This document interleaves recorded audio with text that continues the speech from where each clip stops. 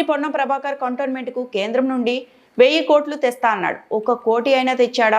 Elevated corridor కోసం army వాళ్ళు వాళ్ళ భూములు ఇస్తే ప్రభుత్వం దానికి పరిహారం కింద డబ్బులు ఇచ్చింది. అవి కంటోన్మెంట్ భూములకు వచ్చిన డబ్బులు.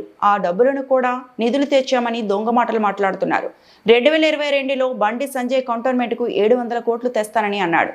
7 రూపాయలు కూడా తేలేదు. మన్నే క్రిషాంక్ పోలేదని పొన్నం ప్రభాకర్ గారు 1000 కోట్లు కేంద్రం నుంచి తీసుకొని వస్తా నిధులు అని చెప్పారు.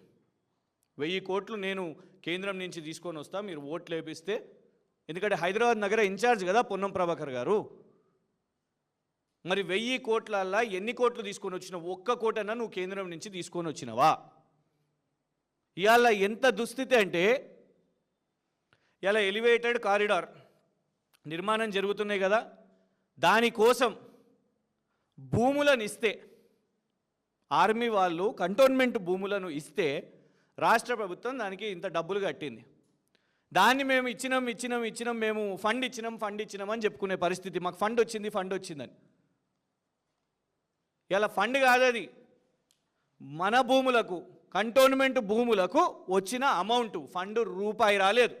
అప్పట్లో బండి సంజయ్ గారు ఉండే, ఆయన కూడా పాదయాత్ర, ఏదో ప్రజా సంగ్రామ యాత్ర అని కంటోన్మెంట్ నుంచి వేయండు.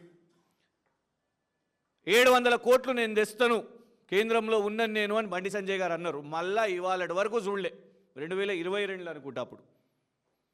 ఇవాళ వరకు మళ్ళా 7 రూపాయలు కూడా రాలేదు. బండి సంజయ్ గారు 700 కోట్లు రాలేదు. పొన్నం ప్రభాకర్ గారు చెప్తున్నా 1000 కోట్లు రాలేదు.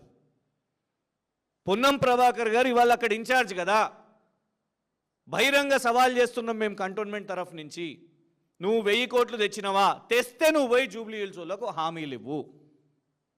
మరిన్ని అప్డేట్స్ కోసం మా ఛానల్ని సబ్స్క్రైబ్ చేయండి.